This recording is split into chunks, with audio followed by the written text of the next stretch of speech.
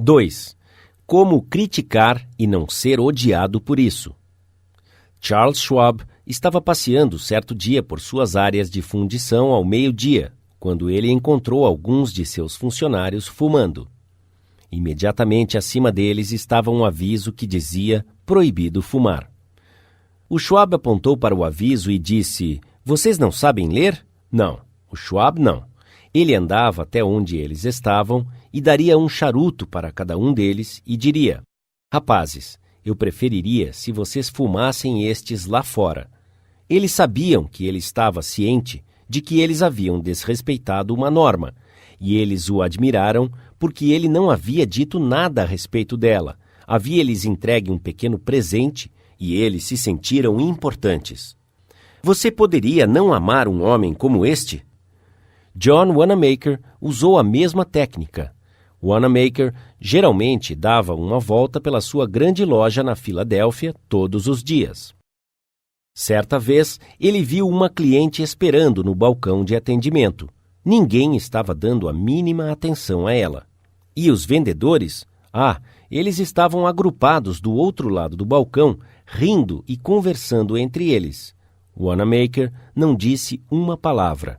Ele entrou silenciosamente atrás do balcão, atendeu a senhora e depois entregou a compra aos vendedores para ser embrulhado e continuou em seu caminho.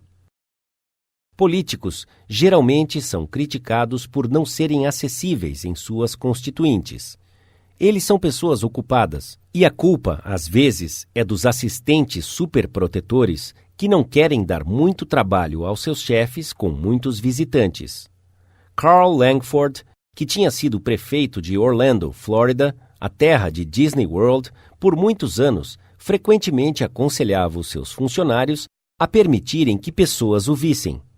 Ele dizia que tinha uma política de portas abertas, mas os cidadãos de sua comunidade eram bloqueados pelas secretárias e administradores quando eles apareciam. Finalmente, o prefeito encontrou a solução. Ele mandou remover a porta de seu escritório. Os seus assistentes entenderam a mensagem e o prefeito teve uma administração verdadeiramente transparente, desde o dia em que a sua porta foi simbolicamente removida. Simplesmente mudando uma palavra de 3 letras, geralmente podemos soletrar a diferença entre o sucesso e o fracasso em mudar as pessoas, sem causar ofensa ou despertar qualquer ressentimento. Muitas pessoas começam a sua crítica com um elogio sincero, seguido da palavra "mas" e terminando com uma afirmação de crítica.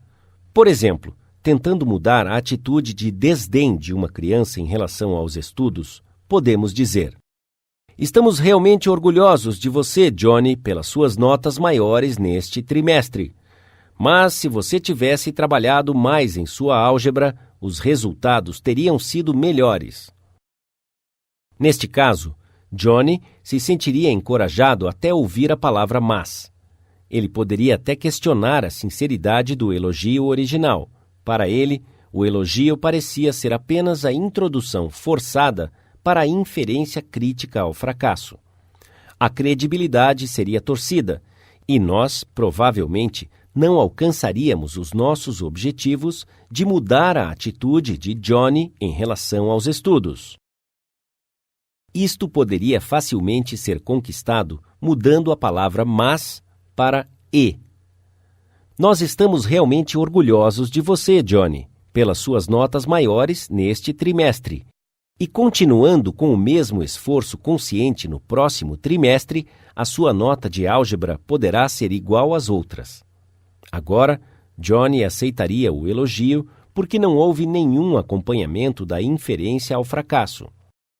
Nós chamamos a sua atenção ao comportamento que nós queríamos que mudasse indiretamente, e as chances são de que ele tentará satisfazer as nossas expectativas. Chamar a atenção para os erros de alguém indiretamente faz maravilhas com pessoas sensíveis, que ficariam amargamente ressentidas a qualquer crítica direta. Marge Jacob, de Woonsocket, de Rhode Island, contou a uma de nossas classes como ela convenceu alguns pedreiros desleixados que estavam fazendo uma reforma em sua casa a deixar as coisas mais organizadas quando eles saíssem. Após os primeiros dias de obras, ao retornar do trabalho, a senhora Jacob percebeu que o seu jardim estava cheio de tocos de madeira. Ela não queria indispor-se com os pedreiros, porque o trabalho deles era excelente. Então, depois que eles saíram e foram para casa, ela e seus filhos pegaram os tocos de madeira e os escombros e empilharam-nos de forma organizada num dos cantos. Na manhã seguinte, ela chamou o mestre de obras e disse: "Estou realmente contente com a forma em que deixaram o meu jardim ontem à noite. Está limpo e organizado e não ofende os meus vizinhos." Daquele dia em diante, os trabalhadores pegavam e empilhavam os escombros de um lado e o mestre de obras entrava todo dia buscando a aprovação quanto à condição em que ela havia encontrado o jardim após um dia de trabalho. Uma das maiores áreas de controvérsia entre recrutas do Exército e os seus instrutores regulares são os cortes de cabelo. Os recrutas consideram-se civis, o que eles são na maioria das vezes, e não gostam de ter os seus cabelos curtos.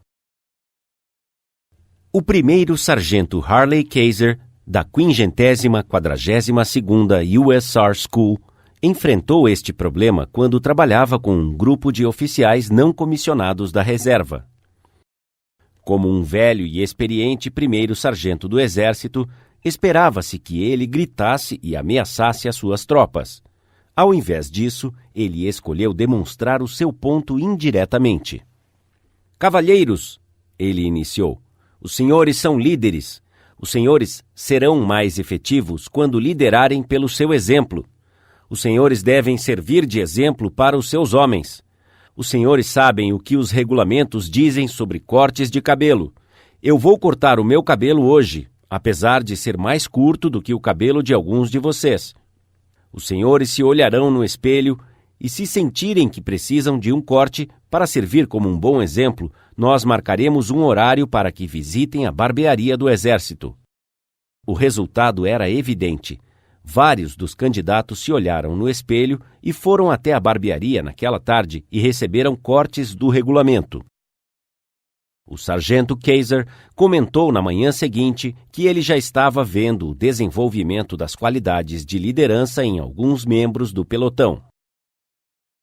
O eloquente Henry Ward Beecher morreu em 8 de março de 1887. No domingo seguinte, Lyman Abbott foi convidado a falar no púlpito, que estava silencioso desde o falecimento de Beecher. Disposto a fazer o seu melhor, ele escreveu, reescreveu e caprichou no seu sermão com o cuidado meticuloso de um Flaubert. Então, ele o leu à sua esposa. Era fraco, assim como a maioria dos discursos são. Se ela tivesse menos juízo, ela teria dito: "Lyman, é muito ruim. Assim não dá. As pessoas vão dormir. Parece igual a uma enciclopédia. Você devia saber melhor após todos esses anos de pregação. Pelo amor de Deus, por que você não fala como um ser humano? Por que você não age naturalmente? Você vai pagar mico se você ler algo assim." Isso é o que ela poderia ter dito. E se ela tivesse agido assim, você sabe o que teria acontecido. E ela também sabia. Então, ela disse simplesmente que seria um artigo excelente para o North American Review. Em outras palavras, ela o elogiou e, ao mesmo tempo, sutilmente, sugeriu que não daria um bom discurso. Lyman Abbott viu o ponto, rasgou cuidadosamente o manuscrito que havia preparado e pregou sem ao menos usar anotações. Uma forma efetiva de corrigir os erros de outros é: Princípio 2. Chame a atenção aos erros de outros indiretamente.